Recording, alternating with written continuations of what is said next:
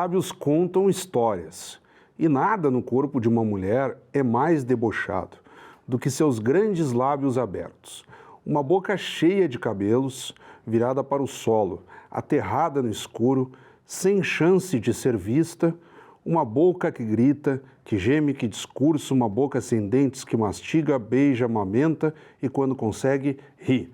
Esses são alguns dos trechos de poemas da seção Um Corpo Sem Lembranças, o sem com C. As pessoas vão entender no decorrer do nosso bate-papo o porquê dessas variações de letras e de sentidos.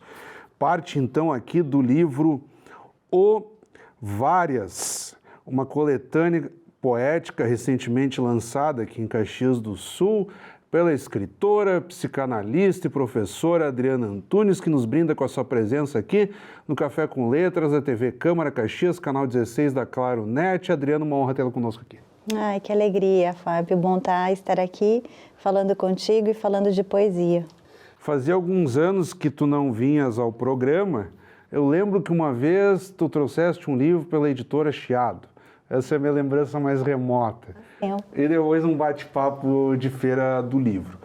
Nós temos aqui uma intensa provocação e são muitas facetas para serem abordadas. No decorrer do nosso bate-papo eu vou tentar dar conta disso, mas eu gostaria primeiro dessa proposta que ela vem no sentido de um ritmo bastante frenético de escrita poética, no sentido de chamar a atenção para uma violência feminina, que vem, mas não uma violência feminina de mulheres, pelo contrário, de mulheres sofrendo violência. E aí vem de uma estrutura já colocada aqui nos textos de apresentação e de contextualização do próprio livro, de uma cultura mais machista, patriarcal, da mulher quase como que um objeto. Então, nesse primeiro momento, situar de que tipo de violência estamos falando até adentrarmos nos poemas em si.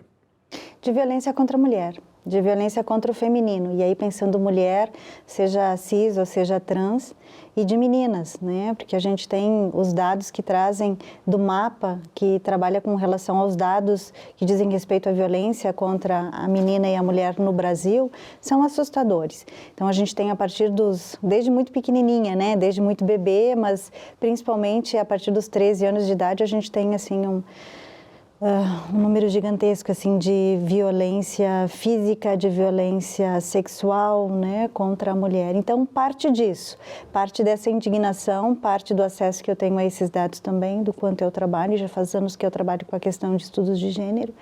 Então foi uma junção assim de uma raiva, de uma indignação e de uma necessidade assim muito interna de poder usar também a minha boca e a minha capacidade de expressão, de fala e de conhecimento para gritar junto. Ilustrando esses dados dos quais tu começas a falar, nós temos aqui um texto que funciona como um prefácio no livro, assinado pela conhecida jornalista, professora Paula Sperber. Fórum Brasileiro de Segurança Pública mostram que uma mulher foi estuprada a cada 10 minutos no Brasil em 2021. Por sua vez, o Anuário Brasileiro de Segurança Pública, também de 2021, mostra que aumentou a proporção de crianças estupradas no país. E aí depois isso vai também se expandindo até para transexuais, enfim, embora o foco aqui do livro seja mais voltado às mulheres. Eu conversava contigo antes de entrarmos no ar que esses números vêm aumentando ainda mais. Aqui nós falávamos de 2021, mas tu já me trazias que balanços de 2022 e algum recorte já de 2023 colocam essa escala ainda mais para cima. Como o livro saiu em 2022, os dados que contam aí são de 2021. O Fórum sempre lança os números em junho e se alguém quiser, enfim, saber mais, é só acessar o Google e procurar as informações do Fórum. E a gente vê um aumento de violência. E é interessante porque na medida em que se vem num processo de fala, na medida em que se vem num processo onde se consegue olhar para esses números cada vez mais e se discutir sobre eles, é como se fosse um contraponto. onde a gente tem um aumento de violência que cresce na mesma forma proporcional daquilo que a gente vem debatendo, conversando, jogando de volta para a sociedade, dados que precisam ser não só repensados, não só falados, né, mas de uma ação pública real, para que a gente possa começar a brecar esses números. Me valendo de um recurso que foi utilizado até para organizar o próprio livro, para que as pessoas tenham uma noção, sobretudo aqueles que não depararam com a obra ainda, ela tem uma proposta de ser cercada por textos interpretativos, a orelha, o prefácio, o prólogo, para que até eu, como jornalista, fiz isso, assim, até fui ver bem como se tratava, mas eu deixei o epílogo por último, até eu acabei não lendo antes. Mas o epílogo, ele tem um sentido bem legal, assinado aqui pela professora e escritora Ana Júlia Poleto. Ela, em dado momento, situa a tua obra em outras publicações que tu mesma lançaste em períodos anteriores, e ela fala do conto de fadas, né? Era uma vez e tal. E aí, como nós começamos aqui pelos números, não era uma vez, é algo que está aqui esfregando nossa face. Nós comentávamos antes de irmos ao ar. Por que as pessoas ainda veem isso com tanto distanciamento? É algo como, por exemplo, assim, números de segurança pública. Enquanto o sujeito não for assaltado, parece que é algo distante. Enquanto um parente ou a própria pessoa não sofreu uma violência, é meio como se não existisse. Eu acho que são vários fatores, Fábio. Eu acho que tem algo de uma invisibilidade desses dados e também do sofrimento feminino, embora se tenha falado muito, embora eu escute também de muitos grupos, assim, muitos tipos de questionamentos com relação a isso, mas acho que tem um dado de invisibilidade dessa dor. Eu acho que ainda tem um desconhecimento muito grande, né? A gente ainda vive numa sociedade que desconhece, e quando eu digo desconhecimento, é da própria mulher desconhecer que ela está, às vezes, vivendo, sofrendo algum tipo de violência e não sabe, porque dentro do contexto de cultura que a gente vive, isso passa batido como se fosse algo do normal. E eu acho que associado a isso tudo tem algo de uma banalidade, né? Que é aquilo que a gente também vê muito dentro do jornalismo. Na medida em que a gente separa a vida humana dos números, a gente corre o risco de cair numa esfera do banal, porque aí objetifica de vez, né? Essas mulheres não têm nome, essas mulheres não têm idade, essas mulheres não têm lugar, essas mulheres passam a ser números. Então eu acho que tem algo assim, de uma banalidade também que a gente enfrenta muito. Mesmo com tudo que se fale, mesmo com tudo que se esteja escrevendo, dizendo, acho que a gente ainda sofre muito nesse sentido. A gente enquanto sociedade, né? Tu estás falando de um caráter opressor. Eu aqui estava mentalizando a pergunta, quase que eu me esqueci.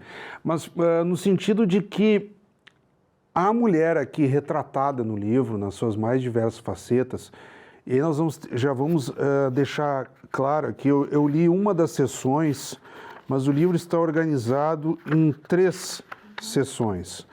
Um corpo sem buracos, um corpo sem lembranças, um corpo sem úteros.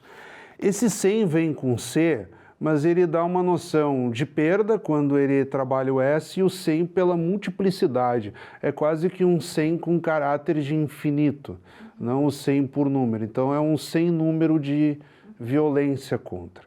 Mas nós temos aqui, começa uma das etapas, eu vou acabar misturando um pouco o texto e não segmentando tanto no comentário, mas são crianças abusadas, depois nós temos a violência até contra a mulher idosa e depois a mulher de um modo geral também sendo oprimida. E parece uma violência da qual a pessoa não consegue se livrar, que não consegue se defender minimamente. Tu deste uma pista do porquê disso, eu gostaria de ampliar. Por que geralmente a violência contra a mulher, ela termina sendo algo vertical, assim, ela não consegue se defender?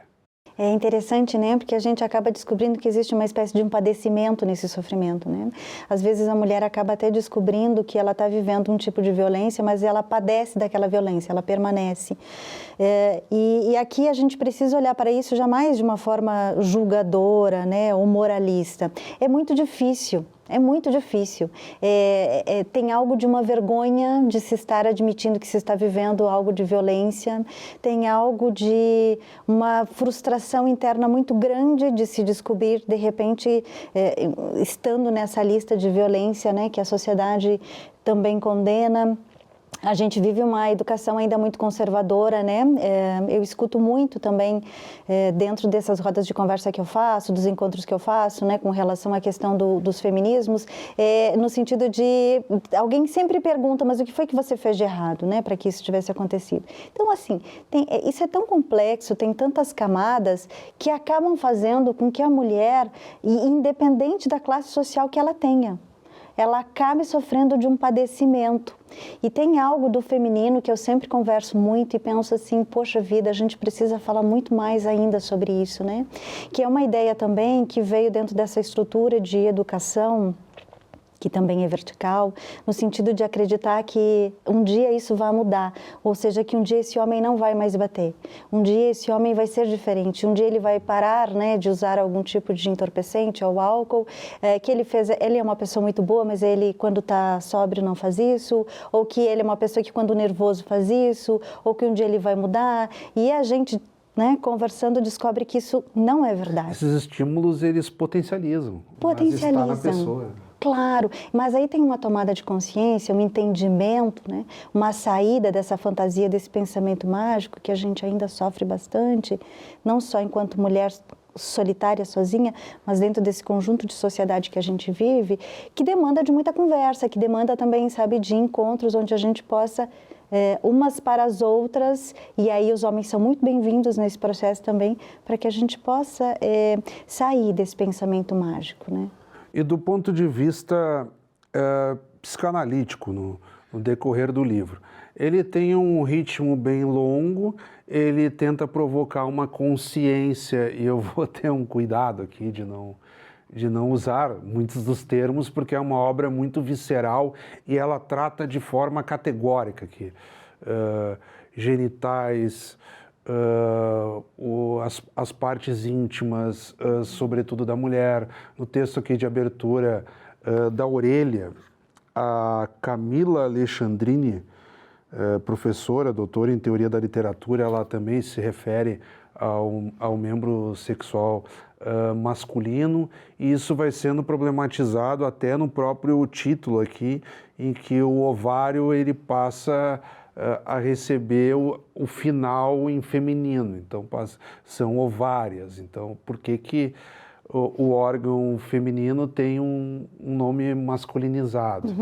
Até que ponto entram aí componentes semióticos e a própria psicanálise, que é a tua área de atuação? Nossa, eu acho que eu fui passeando assim, né, por esses campos todos.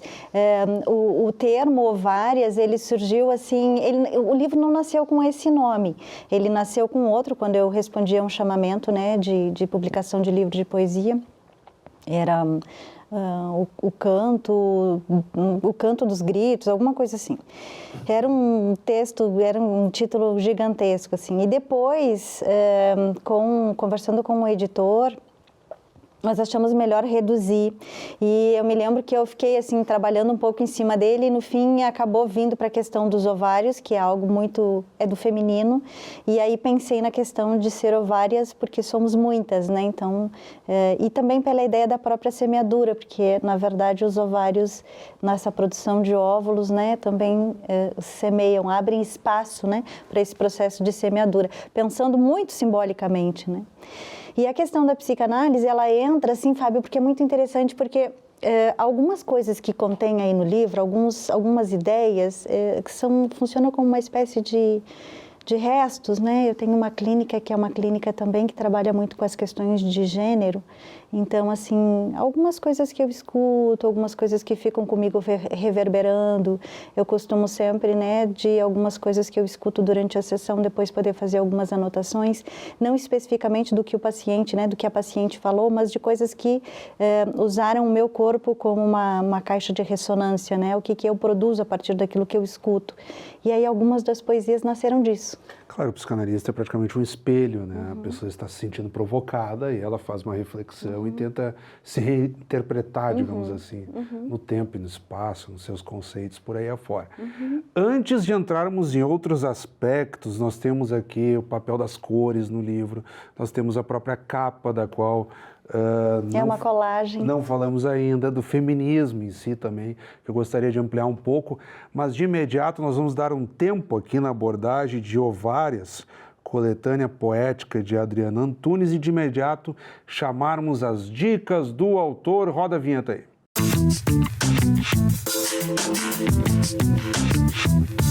Então, aqui na parte das dicas do autor, com a escritora Adriana Antunes. Adriana, eu vou pedir que de forma breve tu compartilhes com quem está nos acompanhando neste momento dicas, podem ser clássicos, autores desconhecidos, algo que tu entendas que quem está nos acompanhando agora precisa correr atrás e ler também. As dicas estão contigo. Então eu vou citar algumas autoras, pode ser? Pode. Né? Assim, que eu tenho lido bastante. Tem uma professora que é da UNB, que é uma professora que é também da área, né, de pós-graduação de Psicologia e Psicanálise, a Valesca Zanello. Ela tem, assim, uma produção muito interessante que trabalha nesse sentido de psicanálise com os atravessamentos dos estudos de gênero e os feminismos. Então, qualquer livro que se encontre da Valesca Zanello são, assim, maravilhosos. Tem uma pensadora que eu gosto muitíssimo, uma pensadora assim que é feminista, americana, norte-americana, a Drusilla Cornell, e ela tem um trabalho muito interessante com relação à construção dos feminismos, né?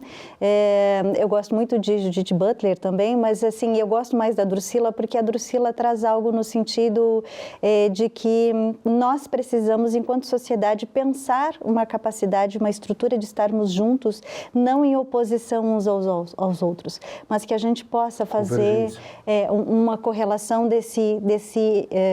dessa costura, dessas diferenças, né? Então, gosto muitíssimo assim da Drusilla e sugiro que tudo que encontrar a respeito dela é maravilhoso. E Annie Ernaux, né, que eu acho que é uma escritora maravilhosa, assim, ela tem textos, novelas, romances que são interessantes e que são muito bons de ler porque trabalha com uma autobiografia atrelada aos contextos sociais e culturais. E só para finalizar, Clarice Lispector. Sou doutora em Clarice, não posso deixar Clarice de fora, né? Clarice Lispector, assim, ela é fundamental, e se eu posso deixar um livro assim de dica, Um Sopro de Vida, que é um livro inacabado.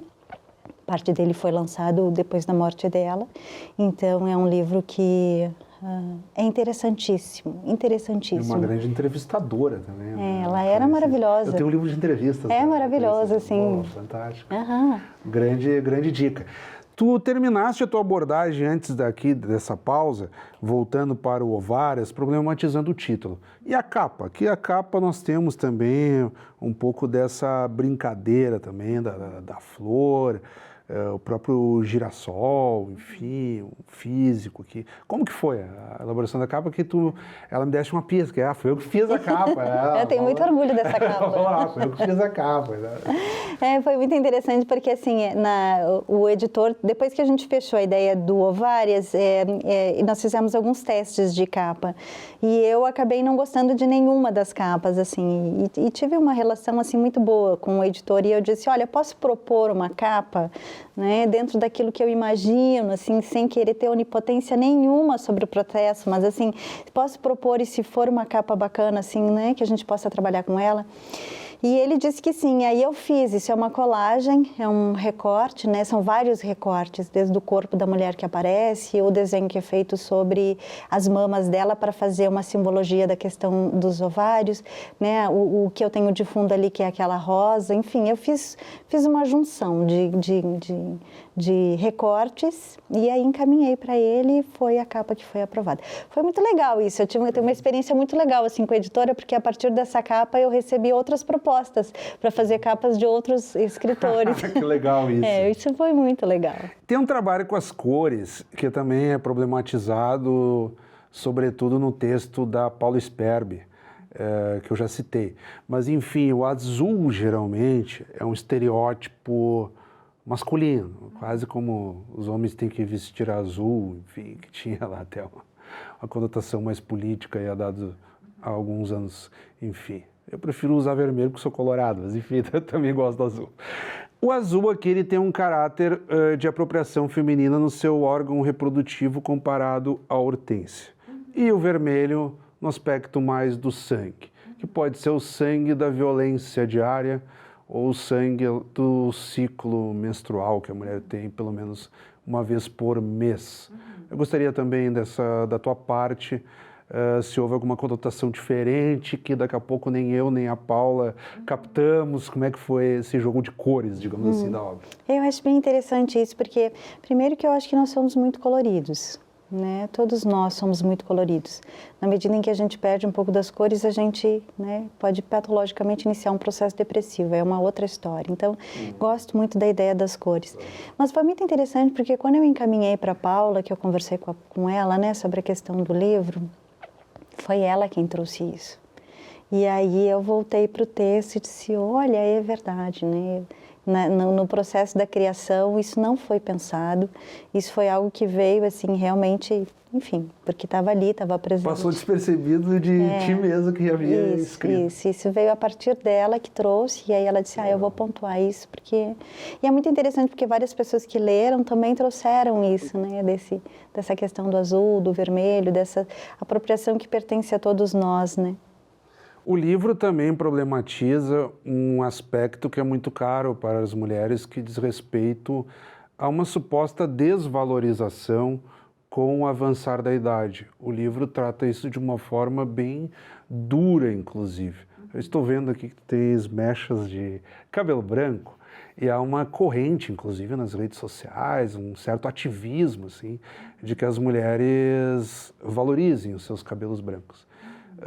Tu tens percebido isso? Talvez pessoas que lancem de iniciativas como as tuas podem provocar uma valorização maior da mulher, ou seja, não é porque ela já está, vamos supor, 50, 60, 70 anos, que hoje a ideia de idade também mudou muito, as pessoas duram bastante. Então, valorize também uma outra beleza, digamos assim.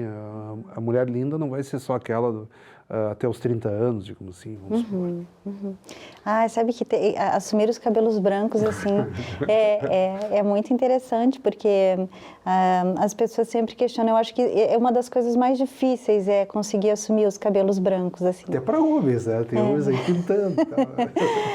Aí porque... se passam, vê aquele cabelo estranho, a parte pintada, a parte não tá. Porque eu acho que a gente vive também, né, uma sociedade que preza muito pela juventude, né? Tem uma busca, assim, o Brasil é um dos países que mais faz cirurgias plásticas, né, em busca de juventude em mulheres, mas também seguido de homens, né?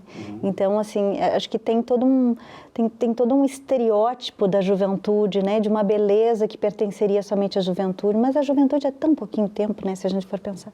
A gente passa muito mais tempo durante o período do adulto, né? Ou então do envelhecimento em si. Então, eu trago isso muito no sentido, assim, de que... Ai, que cansaço, sabe? A gente pode simplesmente só ser, né? E pronto, né? Sim, né? Claro. Sem ter que ficar o tempo inteiro correspondendo, né? Aquilo que o outro espera, aquilo que o outro imagina. E é muito interessante porque eu já ouvi de um tudo, né? Do tipo assim, e eu converso muito nas rodas, né, de grupos que eu tenho sobre feminino e feminismos. Tu não é mais vaidosa, tu perdeu a vaidade, mas como assim que tu vai ficar com o cabelo branco? O que as pessoas vão pensar de ti? Como se tudo, né, tudo o que eu tenho pertencesse único e exclusivamente à cor do cabelo que eu tenho. Isso é muito interessante. Às vezes eu escuto as mulheres me dizerem assim, uma das coisas que eu escuto, principalmente mulheres acima de 60 anos, que as pessoas vêm e dizem, nossa, como você devia ser muito bonita quando era jovem, né? E eu fico conversando muito com elas porque tem um apagamento, aí não é uma invisibilidade, é um apagamento da mulher depois dos 60, né? Ela desaparece. E aí eu digo muito para elas assim, que interessante isso, né? Porque na medida em que a gente verifica que essa mulher acima de 60 anos é bonita hoje com 60 e fica fazendo essa fala que é um tanto quanto machista, né? Porque daí importa enquanto é jovem só, claro, né? Mas eu já estou identificando uma beleza nela agora. E vem ao encontro daquilo que tu tinha dito, a gente conseguir viver cada etapa da nossa vida, tão beleza que cada etapa da nossa vida tem.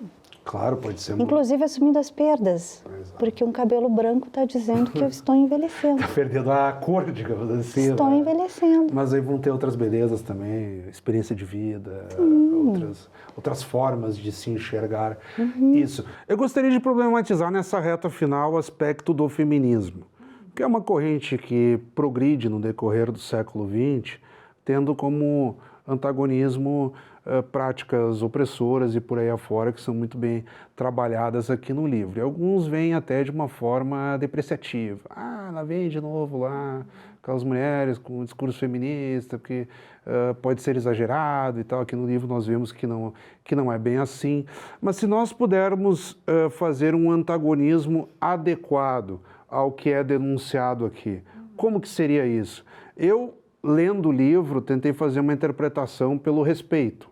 Se houver um respeito à mulher, talvez boa parte do que está colocado aqui, ou quase tudo, seja superado.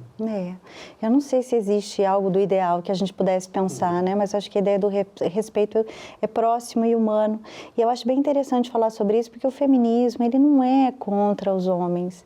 Tem uma ideia, assim, rançosa, de senso comum, que trabalha com essa ideia, e não é verdade. Existem muitas linhas dentro do feminismo, por isso que ele é chamado de feminismos, e a ideia que se tem é que a gente possa fazer uma apropriação desse conjunto tão diversificado que a gente vive em sociedade. Existem pessoas que são trans, existem pessoas que são cis, existem pessoas binárias, não binárias, existem brancos, existem negros, existem homossexuais. Existe uma gama de ser humano gigantesca. E por que é que a gente tem que, de uma forma, né, às vezes heteronormativa, classificar todo mundo numa única escala? Então, acho que também, quando a gente fala de feminismos, Fábio, a gente está falando de uma capacidade interna do ser humano de conseguir viver com a diversidade, de conseguir sair de dentro de si e achar que é o único modelo que tem para se seguir, e não é. Então tem algo, sabe, no sentido mais do que teoria, que é extremamente importante, mais do que a gente fazer grandes discussões que englobem só mulheres ou que envolvam homens, é que a gente consiga viver isso de uma forma interna, que isso possa virar uma ética interna, né?